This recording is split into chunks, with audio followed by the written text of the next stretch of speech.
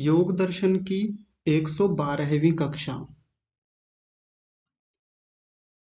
तो आज हम लगभग 2 महीने के बाद यहाँ कक्षा में उपस्थित हुए हैं। 3 मार्च को हमारी अंतिम कक्षा हुई थी। उसके बाद से बहुत सारी व्यस्तताएं रहीं पिछले दिनों, कुछ स्वास्थ्य भी थोड़ा ठीक नहीं था। तो पीछे ये चल रहा था कि अप्रैल में शुरू करेंगे, पर अनुकूलता नहीं बन रही थी क्योंकि गांव में काम बहुत अधिक होता है, गेहूं आदि का या गन्ने की बुवाई का, तो उसके चक्कर में बहुत देर हो रही थी। अब कई सारे लोगों ने फ़ोन करके पूछा, बातें की कि क्या चल रहा है, क्या अनुकूलताएं या प्रतिकूलताएं हैं। तो मैंने सोचा कक्षा में एक बार सबको शुरू में बता देंगे। तो बहुत व्यस्तताएं रहीं, स्वास्थ्य भी खराब था, किंतु अब सारी चीज़ें अनुकूल हैं, बहुत अच्छा है सब कुछ। और अब कक्षा करने के लिए, स्वाध्याय करने के लिए सब चीज़ें व्यवस्थित हैं। परमात्मा की बड़ी कृपा है। और आप सब लोगों को यहाँ फिर से देख करके मुझे बहुत खुशी हुई, क्योंकि कक्षा में इस समय लगभग 70 लोग हैं। हो सकता है सबको सूचनाएं ना गई हों, कोई बात नहीं। 70 की संख्या भी पर्याप्त संख्या है। तो अंतिम कक्षा जो 3 मार्च को हमारी हुई थी, वो विनम्रता को लेकर हुई थी कि विद्या से विनम्रता कैसे आती है। सीधे सीधे तो वो योग दर्शन का विषय नहीं था, सीधे सीधे योग दर्शन में ऐसी कोई बात आई भी नहीं है। लेकिन चूंकि हमारे जीवन से संबंधित वो विषय है, हमारे व्यवहारिक जीवन से संबंधित वो बातें हैं कि जहाँ हम गलती करते हैं, स्वाध्याय करते हैं, बहुत सारी विद्या पढ़ लेते हैं और हमारे मन में अहंकार जागृत होता है, अहंकार आ जाता है, घमंड आने लगता है। तो वो घमंड ना आए, वो अहंकार ना आए, हम विनम्र बने रहें, हम जीवन भर सीखते रहें, विद्यार्थी बने रहें, सिखा भी रहे हैं दूसरों को, पढ़ा भी रहे हैं, तो भी एक विद्यार्थी भाव बना रहे, हम विनम्र रहें। इस पर हमारी बातचीत अंतिम हुई थी 3 मार्च को। लेकिन उस 3 मार्च से पहले भी जब हम योग दर्शन पढ़ रहे थे, तो योग दर्शन की एक बड़ी लंबी चर्चा हुई, जिसमें 110-11 कक्षाओं में हमने बहुत सारे विषयों को समझने का प्रयास किया। मैं एक बार मोटा मोटा आपके सामने वो सारा स्वरूप रख देता हूँ, फिर विधिवत कक्षा को आगे बढ़ाएंगे, ताकि आपको सारी चीज़ें याद आ जाएं कि पीछे चल क्या रहा था। जब हमने योग दर्शन शुरू किया था, तो हमने देखा था कि समाधि किसे कहते हैं। समाधि से हमारी चर्चा आरंभ हुई थी। योग किसे कहते हैं, इसका पूरा स्वरूप देखा था। चित्त का स्वरूप देखा था, हमारा चित्त जो है, मन है, वो कैसा होता है, कैसे काम करता है, मन की स्थितियाँ क्या हैं। इसके बाद में मन की वृत्तियों को देखा, मन में वृत्तियाँ कितने प्रकार की होती हैं, कैसे काम करती हैं, वो वृत्तियाँ हमको किस प्रकार से प्रभावित करती हैं, उन वृत्तियों से संस्कार कैसे बनते हैं, संस्कार हमारे जीवन में किस प्रकार से परिवर्तन करते हैं, हमको कैसे आगे बढ़ाते हैं, कैसे पीछे धकेलते हैं। बहुत सारे व्यवहारिक जीवन के उदाहरणों से हमने चित्त की वृत्तियों और संस्कारों को देखा। फिर उसके बाद में हमने ये देखा कि चित्त की वृत्तियों को यदि रोक लेंगे तो समाधि हो जाएगी, हमारी ऊंची योग की अवस्था प्राप्त हो जाएगी। तो चित्त की वृत्तियों को रोकने के 2 उपाय जो ऋषि पतंजलि ने बताए, एक तो अभ्यास और एक वैराग्य। इन अभ्यास को और वैराग्य को हमने व्यवहारिक जीवन के उदाहरणों से भी खूब समझने का प्रयास किया कि कैसे जीवन में वैराग्य आए, कैसे हम और अभ्यास को परिपक्व करें। खूब लंबी बातचीत हुई इस पर भी। फिर इसमें आगे बढ़ करके कुछ उपाय बताए गए कि इन उपायों को करके भी हम समाधि प्राप्त कर सकते हैं।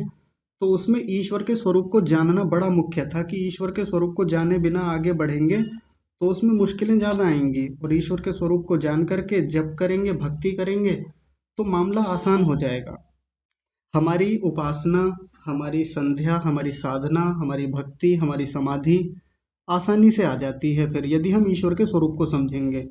और इस पर लंबी बातचीत हुई थी, जहाँ महर्षि पतंजलि जी ने और महर्षि व्यास जी ने बहुत सारी बातें ईश्वर को लेके कही थी। फिर उसके बाद में जप कैसे किया जाए और जप की विधि क्या है, इस पर बातचीत हुई हमारी। फिर उसके बाद में हमने एक विषय देखा था कि योग में बाधक तत्व क्या होते हैं, योग में बाधाएं क्या आती हैं। जब हम समाधि की ओर बढ़ते हैं, बहुत सारी बाधाएं हैं, विघ्न हैं, रुकावटें आती हैं, बैरियर्स आते हैं, उनको कैसे दूर किया जाए, इन पर भी बहुत लंबी बात हुई हमारी।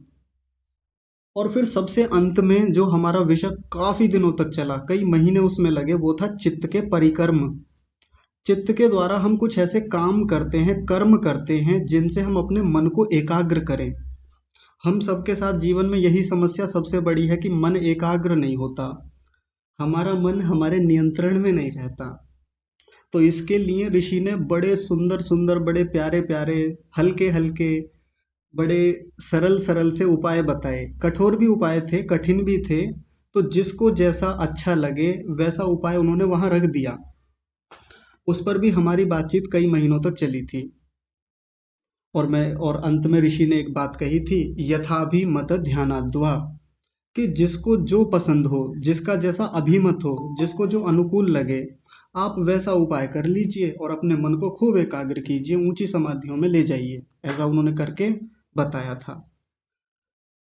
इतना हो करके बस हमारी एक चर्चा और अंत में हुई थी, वो थी समापत्ति को लेकर के, कि जब व्यक्ति ऊंची एकाग्रता में जाता है, जब उसका चित्त एकाग्र अवस्था में होता है, समाधि होती है, तो उसको समापत्ति की प्राप्ति होती है। समापत्ति, समापत्ति शब्द सबके लिए नया शब्द था। तो यहाँ हमारी बातचीत अंतिम बातचीत थी, जहाँ हमने 42 सूत्रों को देख लिया था। हालांकि 41वें सूत्र में समापत्ति की चर्चा थी, 41वां भी सूत्र हो गया था, 42वां भी हो गया था। लेकिन उस चर्चा को एक बार फिर से उठाएंगे हम, ताकि आपका रिवीजन हो जाए और बातचीत आगे बढ़ सके, सबको समझ में आ सके कि ये समापत्ति होती क्या है। तो मैं पहले आप ही से पूछ लेता हूँ, क्योंकि आप सब बड़े गंभीर विद्यार्थी हैं। आपको लगभग 2 महीने का समय मिला है, या कहें 1.5 महीने से ज़्यादा का समय मिल गया है। व्यस्तताएं आपकी भी रही होंगी, प्रतिकूलताएं आपके साथ भी रही होंगी, आप भी पढ़े होंगे या नहीं भी पढ़े होंगे। तो सबसे पहले आप ही से पूछूंगा कि समापत्ति होती क्या है, क्योंकि इस पर हमने 2-3 कक्षाएं ली थी और इस पर खूब विस्तार से सरल तरीके से बात हमने की थी। तो आप में से जो बताना चाहें तो आप अपना हाथ खड़ा कर सकते हैं। एक जानकारी आपको दे दूं कि पिछले लगभग 1.5-2 महीने में गूगल मीट में कुछ अपडेशन हुए हैं। ये गूगल मीट जिस पर आप जुड़े हुए हैं ना, तो कंपनी ने, गूगल मीट वालों ने कुछ अपडेट किया है, तो बहुत सारी चीज़ें बदल गई हैं। आपको हाथ खड़ा करने का विकल्प सीधे नहीं दिखेगा। तो जहाँ लाल बटन है उसके बराबर में 3 डॉट बने हुए हैं, 3 डॉट, उसमें जाएंगे तो सबसे ऊपर हाथ खड़ा करने का विकल्प आपको दिख जाएगा। एक हाथ जैसा निशान बना हुआ है, आप उसको खड़ा करेंगे। थोड़ा मुश्किल रहेगा आपके लिए, जो लोग नहीं जानते, जिन लोगों के लिए गूगल मीट चलाना थोड़ा मुश्किल होता है, लेकिन आप प्रयास कीजिएगा, हाथ खड़ा कीजिएगा।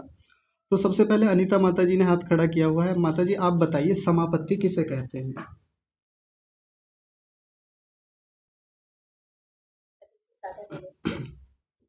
जी। चित्त में किसी वस्तु का जुट जाना ही समापत्ति है। चित्त में किसी वस्तु का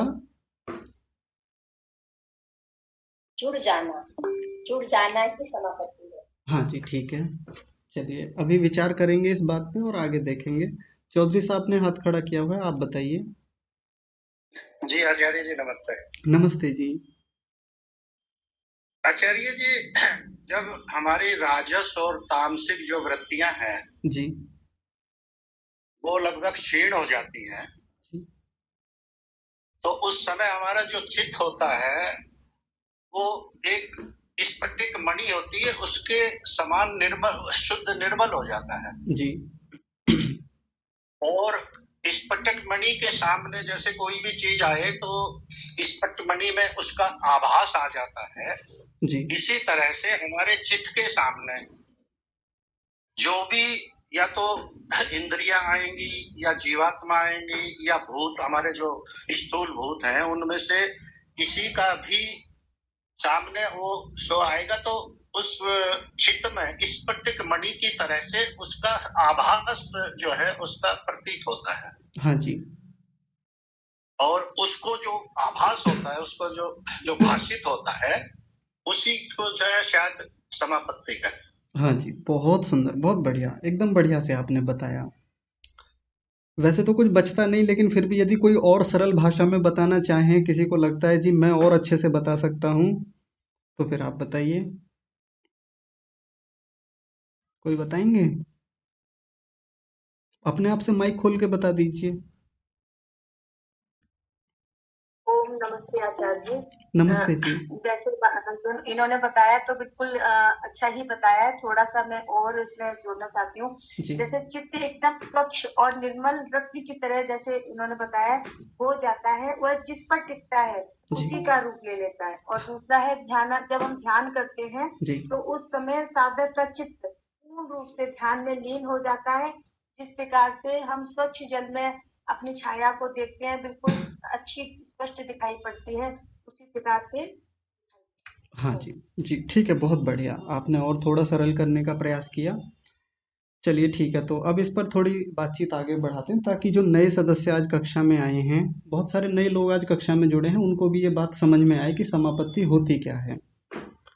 तो मैं आपको एकदम सरल भाषा में बताऊंगा, फिर जो ऋषि ने बताया है उसको देखेंगे कि ऋषि ने इस पर क्या बात लिखी है यहाँ पर।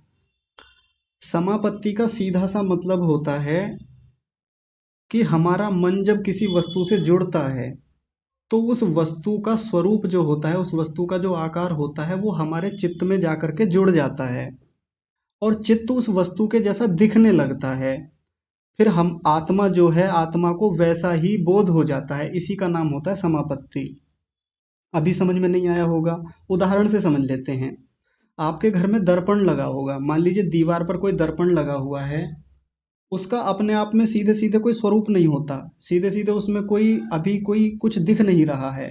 लेकिन जैसे ही हम उसके सामने जाके खड़े हो जाते हैं तो क्या होता है, वो दर्पण बिल्कुल हमारे जैसा ही दिखने लगता है।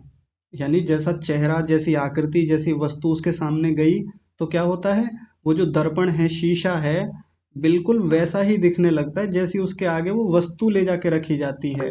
इसी का नाम होता है समापत्ति। समापत्ति शब्द में देखिए तीन शब्द हैं, एक तो सम है, दूसरा है आ, और तीसरा है पत्ति। सम का मतलब होता है सम्यक रूप से, अच्छी प्रकार से। आ का मतलब होता है असमंता, सर्व प्रकारेण, यानी सभी प्रकार से। पत्ति का मतलब होता है प्राप्ति, यानी अच्छी प्रकार से और भरपूर मात्रा में जहाँ प्राप्ति हो रही है, पता चल रहा है, ग्रहण हो रहा है, उसी का नाम होता है समापत्ति।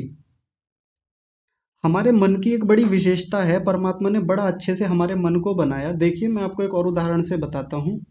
जैसे मान लीजिए ये कलम है, आपके सामने कोई कलम रखी हुई है, आप अपने हाथ में लेकर भी देख सकते हैं। जैसे एक पेन है, कलम है, तो ये कलम जब हमारे सामने रखी हुई है तो हमको तो ऐसा लगता है कि आंखें देख रही हैं इसको।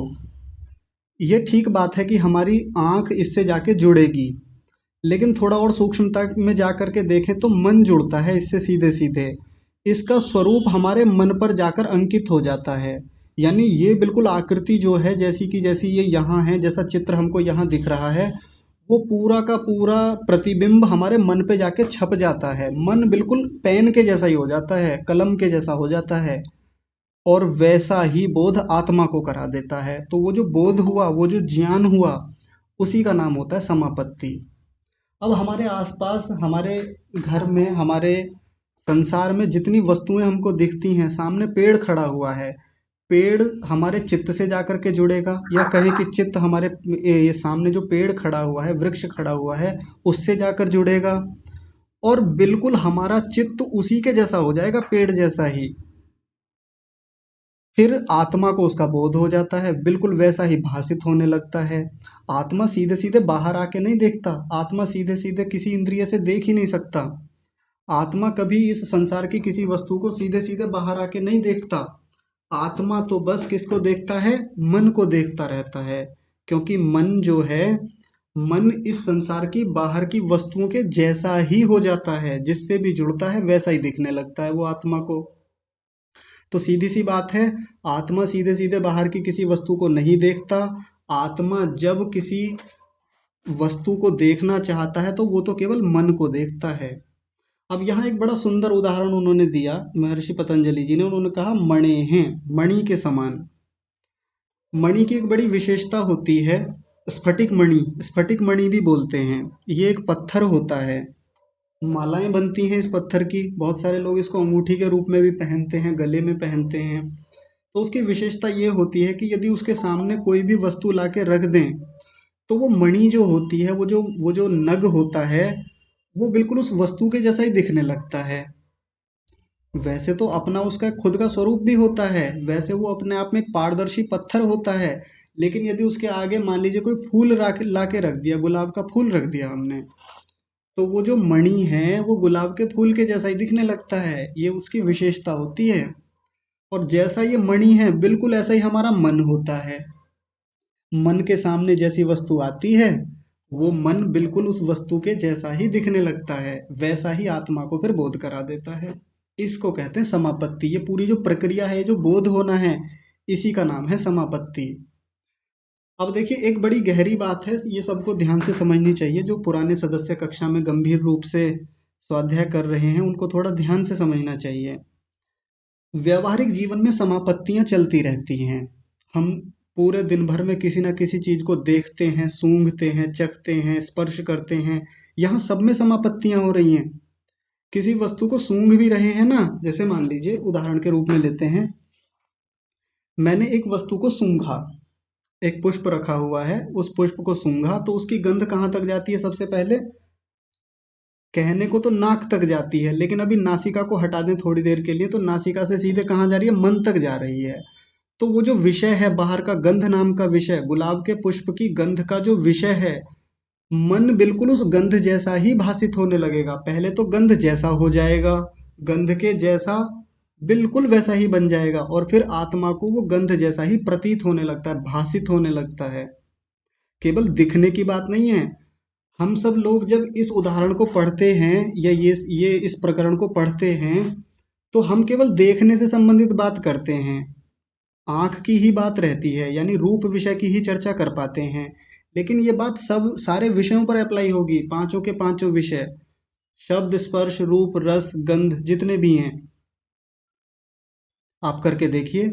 तो जितनी भी चीजें हम सूंघते हैं या चखते भी हैं, तो जो चखा हुआ विषय है, वो विषय सबसे पहले मन तक जाता है, सीधे सीधे आत्मा तक नहीं जाता, और मन उस रस के जैसा ही हो जाता है, और आत्मा को फिर वैसा ही भासित होता है, यानी प्रतीत होता है, बोध होता है। बड़ी गंभीर बात है। ज्यादातर उदाहरण हम केवल उसी चीज के देखते रहते हैं कि हाँ, जो रूप वाले विषय हैं, जो दिखने वाले विषय हैं, वहीं तक बात नहीं है। स्पर्श करने से भी संबंधित है। मैंने किसी चीज को स्पर्श किया, गर्म जल को स्पर्श किया, तो गर्म जल को जैसे ही स्पर्श किया, तो मेरा चित्त गर्म जो नाम का विषय है, वो जो उष्णता नाम का विषय है, उस तक जाके जुड़ेगा। वहां जाके जुड़ करके मन बिल्कुल उस उष्णता जैसा हो जाएगा, बिल्कुल वैसा ही समापन्न हो जाएगा, और फिर आत्मा को वैसा ही भाषित होता है, बोध करा देता है कि जल जो है वो कैसा है? गर्म है, या शीतल है तो शीतल है, कठोर है तो कठोर है, मृदु है तो मृदु है। सारे विषयों पर लगा कर देखिएगा, क्योंकि दर्शन पढ़ते समय जो ऋषि लिखते हैं वो संक्षेप में किसी बात को लिख देते हैं, विस्तार तो हमको खुद से अपनी दृष्टि से करना होता है।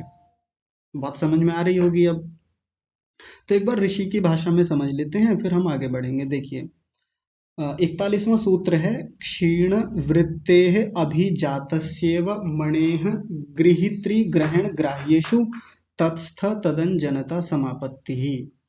समापत्ति के लिए उन्होंने एक शब्द लिख दिया, तत्स्थ तदंजनता। ये आप देख रहे हैं ना, यहाँ पे तनिक रुक जाइए, मैं इसको हाईलाइट कर देता हूँ तो आपको अच्छे से समझेगा। ये वाला बड़ा कर दिया, सबको अच्छे से दिख जाएगा अभी।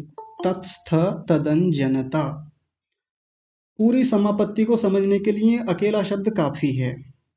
तत्स्थ तदंजनता, तत्स्थ, इसमें कई सारे शब्द जुड़े हुए हैं। एक तो तत् लिखा हुआ है, देखिए आराम से समझिए। तत् और एक शब्द है स्थ, और आगे है तद या तत् कह लीजिए, फिर से तत् है, और अंजनता।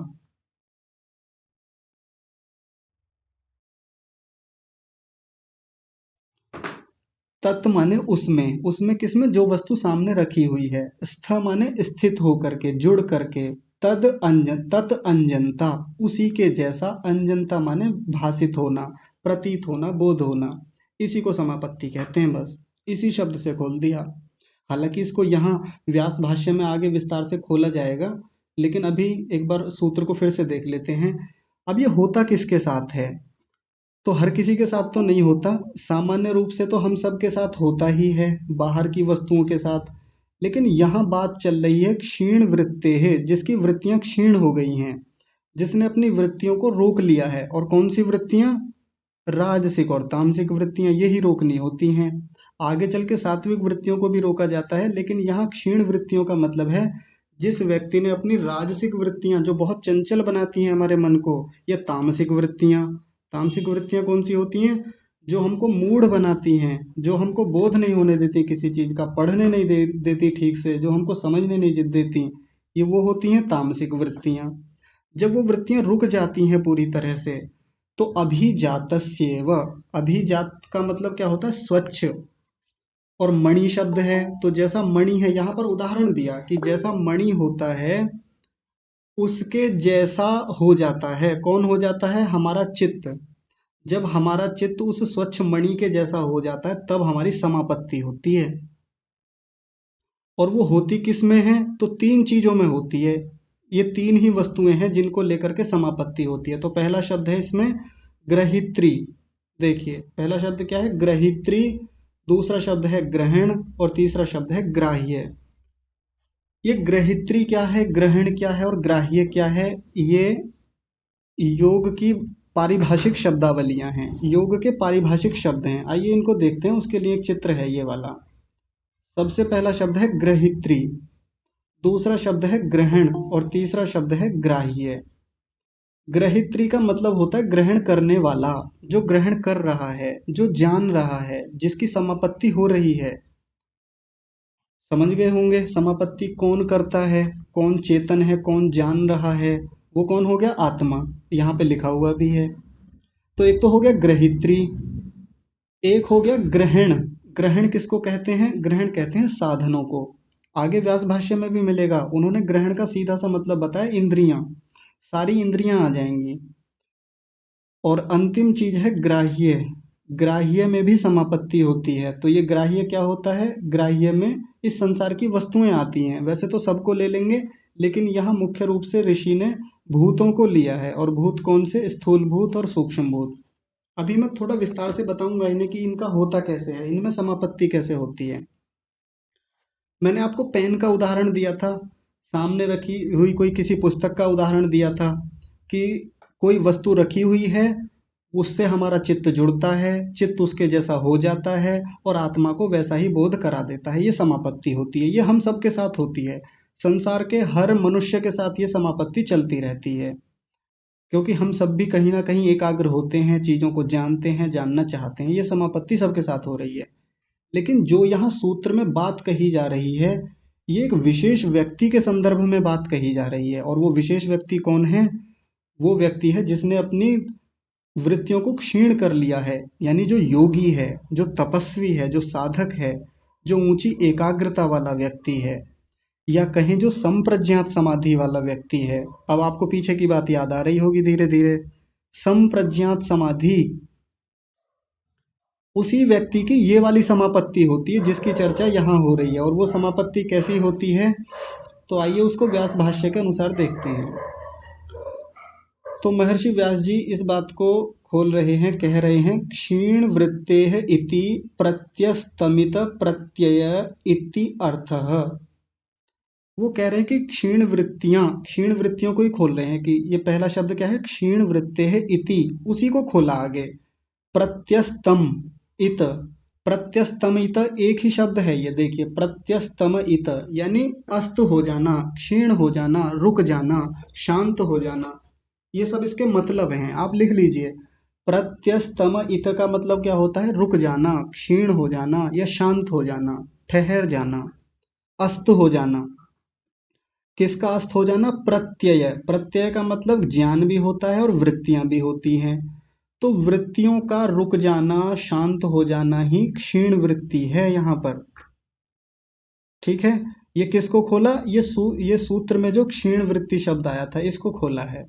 अब आगे देखिए, आगे कह रहे हैं अभिजातस्येव मणेः इति दृष्टान्तोपादानम। ये जो अभिजात, देखिए अब ऊपर सूत्र में देखिए अभिजातस्येव मणेः, यहाँ तक ऊपर आया था सूत्र में, उसी को महर्षि व्यास जी कह रहे हैं अभिजातस्येव मणेः इति दृष्टान्तोपादानम, कि अभिजात, अभिजात का मतलब होता है स्वच्छ, निर्मल। जो मणि है, यहाँ तो इसको केवल उपादान, इसको दृष्टांत का उपादान लिया गया है, यानी इसको उदाहरण के रूप में समझाया गया है। मणि को क्यों लिया गया है यहाँ पर? मणि शब्द को लेने का तात्पर्य क्या है? उदाहरण समझाने के लिए, ताकि सिद्धांत समझ में आए, इसलिए उदाहरण दिया जाता है। उदाहरणों से बात अच्छे से समझ में आ जाती है। तो अब देखिए आगे क्या कह रहे हैं, अब इसी बात को खोल रहे हैं। यथा स्फटिक उपाश्रय भेदात तत् तत् उपरोक्तम, यहाँ उपरोक्तम शब्द है शायद, नहीं उपरोक्त ही है, सही है। उपाश्रय रूपाकारेण निर्भासते। यथा का मतलब जैसे। अब देखिए उसी बात को समझा रहे हैं जो मैंने थोड़ी देर पहले समझाई थी। यथा माने जैसे, स्फटिक माने वो जो स्फटिक मणि होता है, जैसे स्फटिक मणि में उपाश्रय, उसका उपाश्रय करके यानी उसको आधार बना करके, भेदात उसके भेद से, अभी समझेंगे इसको, इसका मतलब क्या है, तत् तत् उपरोक्त, उस वस्तु से चित्त क्या होता है, उपरक्त होता है। उपाश्रय रूपाकारेण, उस उपाश्रय का, वो जो वस्तु है जिससे हमारा चित्र जुड़ा है, उसी के रूप वाला हो जाता है। और क्या होता है, निर्भासते, उसी के जैसा फिर निर्भासित होता है। निर्भासित होने का मतलब प्रतीत होता है, दिखने लगता है। और ये होता कैसे है, जैसे स्फटिक मणि में होता है, या जैसे हमारे घर में दर्पण लगा होता है उसमें होता है, बिल्कुल उसी को समझा रहे हैं। अब ये तो उदाहरण के रूप में समझाया, अब हमको एक व्यवहारिक जीवन का उदाहरण बता रहे हैं। तथा ग्राह्य आलम्बनोप्रक्तम चित्तम ग्राह्य समापन्नम ग्राह्य स्वरूपाकारेण निर्भासते। अब ऐसी पंक्ति बार बार आएगी, ये शब्द बार बार चलेंगे। तो देखिए सूत्र में ऊपर क्या तीन शब्द थे, ग्रहित्री, ग्रहण और ग्राह्य। ग्रहित्री को और ग्रहण को बाद में लेंगे, पहले उन्होंने ग्राह्य शब्द को पकड़ लिया। ग्राह्य किसको कहते हैं आप देख लीजिए, मैंने यहाँ बताया था। ग्राह्य का मतलब होता है स्थूल भूत या सूक्ष्म भूत। तो सबसे पहले इसी का उदाहरण ले लिया, अब इसको हम आराम से समझेंगे। सबसे पहला उन्होंने क्या बताया, देखिए तनिक मैं एक बार मिटा देता हूँ ताकि और अच्छे से समझ में आए कि कौन सी पंक्ति चल रही है। तथा ग्राह्य आलम्बनोप्रक्तम चित्तम ग्राह्य समापन्नम ग्राह्य स्वरूपाकारेण निर्भासते। वैसे ही हमारा चित्त, चित्तम यानी चित्त क्या होता है, ग्राह्य के आलंबन से उपरक्त होता है। उपरक्त शब्द का मतलब आप लिख लीजिए जुड़ना। हमारा चित्त ग्राह्य से जाके जुड़ता है। ग्राह्य का मतलब क्या है, एक बार फिर से देखिए, सूक्ष्म भूत, जितने भी सूक्ष्म भूत हैं या स्थूल भूत हैं। स्थूल भूत क्या होते हैं, कोई बताएंगे स्थूल भूत और सूक्ष्म भूत क्या हैं, बताइए।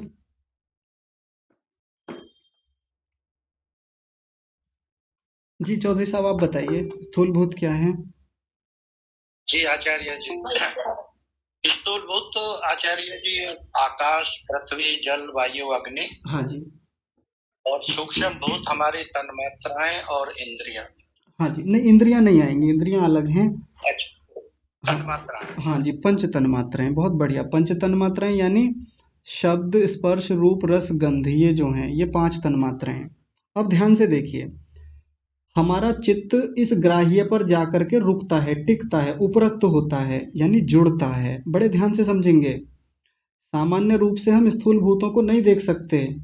पृथ्वी, अग्नि, जल, वायु, आकाश, ये वाले नहीं जो हमको बाहर से दिख रहे हैं, ये वाली पृथ्वी नहीं जिस पर हम रहते हैं। वो पृथ्वी जो हर वस्तु में विद्यमान है, जिस पृथ्वी तत्व से सारी संसार की वस्तुएं बनी हुई हैं, जो सूक्ष्म रूप में सबके भीतर है। नाम उसका स्थूलभूत होता है लेकिन वो सूक्ष्म है, सबके भीतर होता है वो पृथ्वी। अग्नि, ये वाली अग्नि नहीं जो हमारे घर में जलती है, या जो जिससे हम भोजन पकाते हैं, जो सूर्य से आती है, वो अग्नि नहीं, जो प्रत्येक पदार्थ के भीतर विद्यमान अग्नि है सूक्ष्म रूप में, उसको यहाँ पर कहा है। हम आंखों से नहीं देख सकते उसको, हम सीधे सीधे उसको महसूस नहीं कर सकते।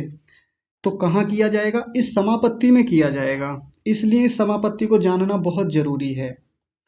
ग्राह्य के आलंबन से उपरक्त, उस ग्राह्य का आलंबन होता है, उससे जाके जुड़ता है, उपरक्त होता है हमारा चित्त। किससे, पृथ्वी, अग्नि, जल, वायु और आकाश से। या जो पांच तन्मात्राएं होती हैं, पांच सूक्ष्म भूत होते हैं, कौन से, शब्द, स्पर्श, रूप, रस, गंध, उनसे जाके जुड़ता है। और फिर क्या होता है, ग्राह्य समापन्नम, उस ग्राह्य से, ग्राह्य का मतलब क्या है, सूक्ष्म और स्थूलभूत, जो ये नाम लिए मैंने 10 वस्तुओं के नाम बताए, उन्हीं से समापन्न होता है। समापन्न का मतलब क्या होता है, उन्हीं के जैसा हो जाता है, बिल्कुल उनको प्राप्त हो जाता है। आपन्न का मतलब होता है, ये समापन्न का मतलब प्राप्त हो जाना, बिल्कुल वहीं पहुंच जाता है। जैसे शीशे के सामने हम गए तो हम शीशे से जुड़ गए, उपरक्त हो गए, और फिर क्या होता है, हमारा हमारा जो स्वरूप है, हमारा जो चेहरा है, वो शीशे में, दर्पण में भीतर क्या होता है, जा करके भीतर वैसा ही हो जाता है, उसी को प्राप्त कर लेता है। जो दर्पण होता है हमारे चेहरे के प्रतिबिंब को प्राप्त कर लेता है, उसको दर्शन की भाषा में कहते हैं समापन्न कर लेता है। और फिर क्या होता है, ग्राह्य स्वरूपाकारेण निर्भासते, फिर जो वो ग्राह्य है, वो जो सूक्ष्म या स्थूल भूत हैं, उन्हीं के स्वरूप जैसा निर्भासित होता है हमारा चित्त। यानी पृथ्वी, अग्नि, जल, वायु, आकाश, शब्द, स्पर्श, रूप, रस, गंध, ये जो 10 चीजें हैं जिनको यहाँ ग्राह्य कहा है, जब भी मैं ग्राह्य शब्द बोलूंगा तो आप उन्हीं 10ओं का ग्रहण कीजिएगा। उन्हीं के जैसा हमारा चित्त भासित होने लगता है। अब सबका एक साथ तो नहीं होगा कि 10 के 10 का एक साथ दिख जाएगा हमको, 10 के 10 एक साथ हमको उनकी सबकी समापत्ति हो जाएगी। कैसे होगा, पहले किसी एक विषय पे लगेगा। जैसे पृथ्वी पे लगेगा, सबसे पहले पृथ्वी स्थूल होती है, मोटी होती है। आकाश सूक्ष्म होता है, आकाश पे सबसे बाद में समापत्ति लगेगी। ऐसे ही शब्द, रूप, स्पर्श, गंध, ये जो हैं ये और सूक्ष्म होते हैं, इनको सूक्ष्म भूत कहा जाता है। तो जब कोई योगी, कोई साधक अपनी समापत्ति करेगा, समाधि करेगा, समाधि में जाएगा, तो ग्राह्य से क्या होगा, सबसे पहले ग्राह्य आलंबनोपरक्तम, ग्राह्य के आलंबन से, ग्राह्य का सहारा लेकर के उपरक्त होगा, जुड़ेगा पहले। बार बार वही उदाहरण लीजिए, दर्पण वाला या मणि वाला, फिर समझ में आएगा अच्छे से। फिर उसी के स्वरूप को प्राप्त कर लेता है, हमारा मन बिल्कुल वैसा ही हो जाता है, उसी वस्तु के जैसा। इतना सुंदर मन परमात्मा ने बनाया हमारे लिए, और फिर वैसा ही भासित होने लगता है, वैसा ही दिखने लगता है।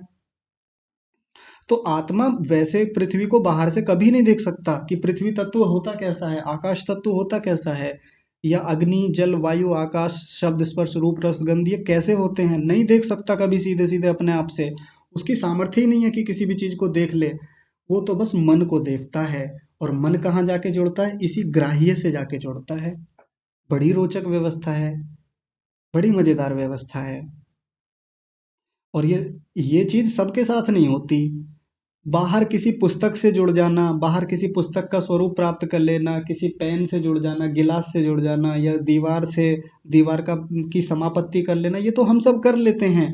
लेकिन जो बात यहाँ कही जा रही है, ग्राह्य आलम्बनोप्रक्तम चित्तम ग्राह्य समापन्नम ग्राह्य स्वरूपाकारेण निर्भासते, ये किसके साथ होगा, क्षीण वृत्तेः इति प्रत्यस्तमित प्रत्यय इति अर्थ, जिसने अपनी वृत्तियों को क्षीण किया है, जिसने अपनी वृत्तियों पर काम किया है, जिसने राजसिक और तामसिक वृत्तियों को पूरी तरह नियंत्रण में कर लिया है, रोक लिया है।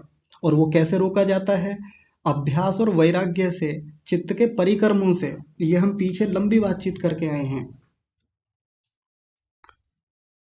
और करना तो है हम सबको।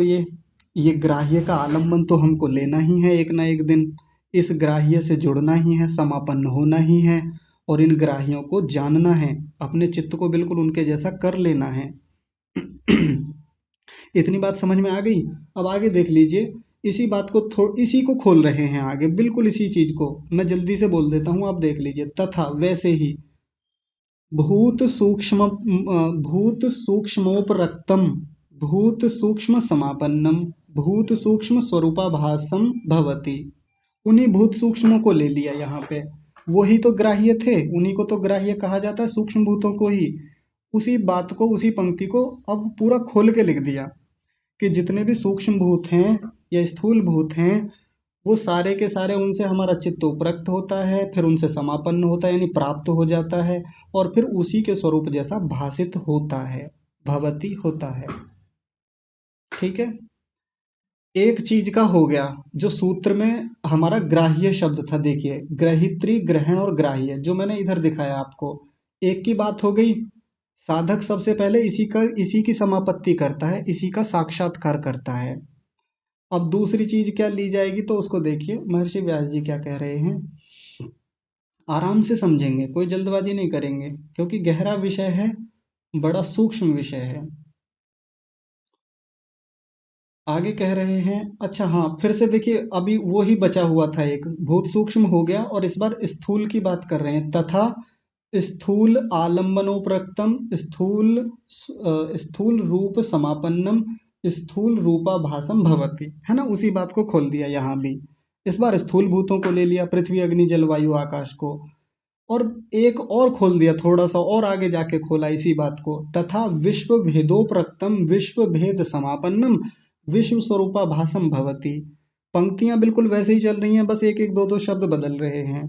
तथा माने वैसे ही, विश्व भेदोप्रक्तम, विश्व का मतलब होता है समस्त, भेद माने जितनी भी अलग अलग अलग अलग चीजें हैं, इस संसार की समस्त जितनी भी अलग अलग चीजें हैं, उनके साथ भी समापत्ति ऐसे ही होती है, यही प्रक्रिया होती है। हम किसी भी चीज को ऐसे ही जान पाते हैं, कैसे? विश्व भेदोप्रक्तम, कोई भी संसार की कोई वस्तु उठा लीजिए, उससे जाके चित्त उपरक्त होता है, उससे जाके फिर समापन्न होता है, यानी बिल्कुल प्राप्त हो जाता है, उसका उसका जो प्रतिबिंब है हमारे चित्त में जाके उतर जाता है, और स्वरूपाभासम भवति, उसी के रूप जैसा भासित होता है। इतनी बात पूरी हो गई। अब वहीं देख लीजिए आके एक बार फिर से, ग्राह्य की बात पूरी हो गई हमारी यहाँ तक। अब ग्रहण और ग्रहित्री बचे, तो इनमें से देखिए अब किसको लेंगे। एक और देख लेते हैं यहाँ पर, और फिर आज की कक्षा को विराम देंगे, बाकी हम कल चर्चा कर लेंगे फिर इसमें। तो देखिए आगे कह रहे हैं, तथा ग्रहण ग्रहणेषु, इसका संधि विच्छेद करेंगे तो क्या बनेगा? ग्रहणेषु अपि इंद्रियेषु द्रष्टव्यम। ऋषियों की बड़ी प्यारी शैली है, बहुत अच्छे से समझाते हैं, बड़ी सरलता से। हमको थोड़ा ऐसा लगता है कि ये कठिन संस्कृत है, हमको नहीं आती समझ में, लेकिन देखिए हमारे ऋषियों ने हमको इससे सरल शायद और कुछ हो नहीं सकता था, उन्होंने इतना सरल कर दिया। कैसे कह रहे हैं? तथा वैसे ही, तथा का मतलब होता है वैसे ही, यथा जैसे ही, तथा वैसे ही। जैसे ही यानी जैसे मणि की बात चल रही थी पीछे, तो जैसे मणि के साथ ये सब चीजें होती हैं, ये समापत्ति होती है, वैसे ही इन सब में समापत्ति होती है। तो दूसरा किसको उठा लिया? ग्रहणेशु, और ग्रहणेशु शब्द को खोल दिया इंद्रियेशु। द्रष्टव्यम, ऐसा देखना चाहिए, ऐसा समझना चाहिए, यानी जब भी ग्रहण शब्द आएगा तो हमको क्या समझना है वहां पर? इंद्रिय, कि इसका मतलब होता है इंद्रिय, और इंद्रिय का मतलब क्या है? जो 10 इंद्रियां होती हैं, 5 ज्ञानेंद्रियां, 5 कर्मेंद्रियां। तो जब भी इंद्रिय शब्द आगे आएगा या ग्रहण शब्द आएगा, तो हम 10 की 10 इंद्रियों की बात करेंगे, ध्यान रखिएगा। और 5 ज्ञानेंद्रियां, 5 कर्मेंद्रियां कौन कौन सी होती हैं? 5 ज्ञानेंद्रियां तो यही हो गई, आंख, नाक, कान, जीभ, त्वचा, है ना। और 5 कर्मेंद्रियां कौन सी होती हैं? मुख, हस्त, पाद, उपस्थ और गुदा। ये 5 ज्ञानेंद्रियां, 5 कर्मेंद्रियां हो गई। तो अब ध्यान से समझिए, इनको तो हम सामान्य रूप से भी देखते रहते हैं कि अरे मुझे अपनी आंखें दिख तो रही हैं, मुझे अपनी त्वचा दिख तो रही है, नाक दिख तो रही है, इसमें ऐसा क्या, इसमें विशेष समाधि में जाके देखना है? तो ये जो बाहर से दिख रही है ना, इनकी बात नहीं है यहाँ पर। वो इंद्रियां जो सूक्ष्म रूप में भीतर विद्यमान होती हैं इनके, ये जो नाक हमें बाहर से दिखती है ना, ये जो आंखें बाहर से दिख रही हैं, जो त्वचा बाहर से दिख रही है, ये तो इंद्रियों का गोलक होता है, गोलक, बाहर से ढांचा जैसा है, बस बाहर से साधन जैसा है। असली इंद्रियां तो इनके भीतर बारीक सूक्ष्म रूप में विद्यमान होती हैं। ये मैं कक्षा में कई बार बोल चुका पहले। उस पर जाकर हमारा चित्त क्या होता है? ग्रहण आलम्बनोपरक्तम और ग्रहण समापन्नम ग्रहण स्वरूपाकारेण निर्भासते।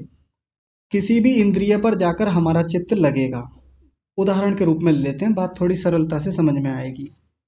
हमारा मन सबसे पहले जाके चक्षु इंद्रिय पर लगेगा, चक्षु यानी आंख पर।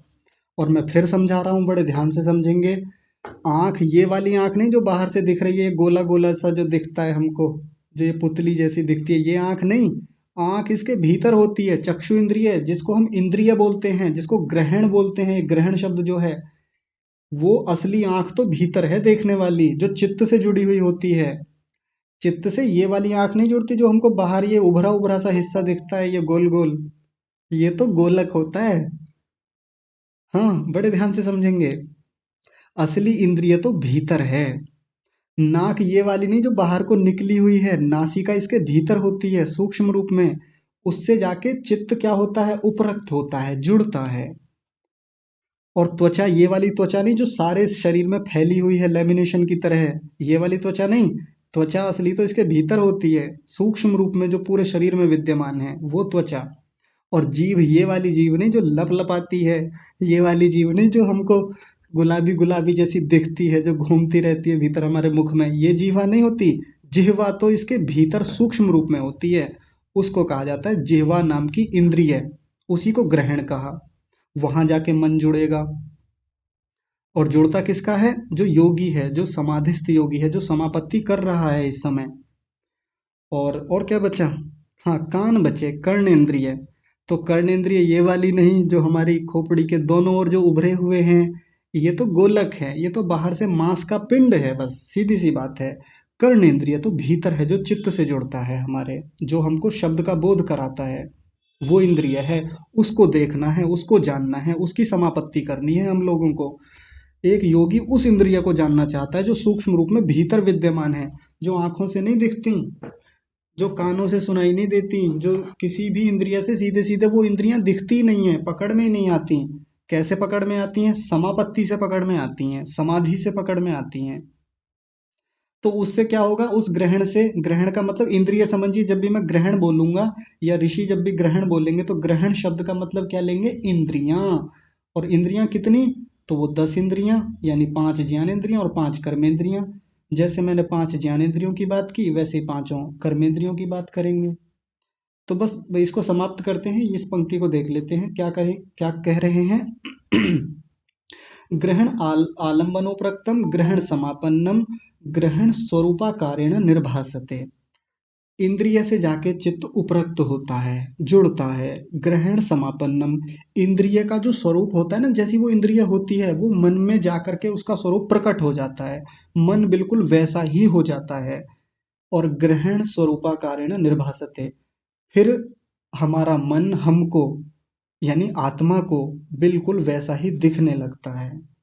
आत्मा सीधे सीधे किसी इंद्रिय को देख ही नहीं सकता, आत्मा भीतर ही है हमारे शरीर के, और इंद्रियां उसके आसपास ही घूम रही हैं, आसपास ही रहती हैं, लेकिन देख नहीं सकता, उसकी सामर्थ्य ही नहीं है। इतना अल्पज्ञ होता है आत्मा, इतना उसका अल्प सामर्थ्य है, बहुत कम सामर्थ्य है। देखता कैसे है? मन को देखता है। मन में इन सभी इंद्रियों की छवि उतर जाती है, जैसे मणि के भीतर उतर जाती है, जैसे दर्पण के भीतर उतर जाती है। और फिर आत्मा को इन सब की समापत्ति हो जाती है, सम्यक रूप से प्राप्ति हो जाती है। तो आज 2 चीजों को हमने देखा, एक तो ग्राह्य और एक ग्रहण। अब ग्रहित्री के बारे में कल चर्चा करेंगे।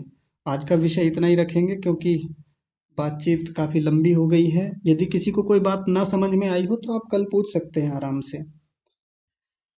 ठीक है, तो आज की कक्षा को यहीं समाप्त करते हैं। आप सबका जुड़ने के लिए बहुत धन्यवाद, और विशेष रूप से धन्यवाद परमात्मा का, जिन्होंने हमको ये सब व्यवस्थाएं बना के दी। आप सभी को सादर प्रणाम।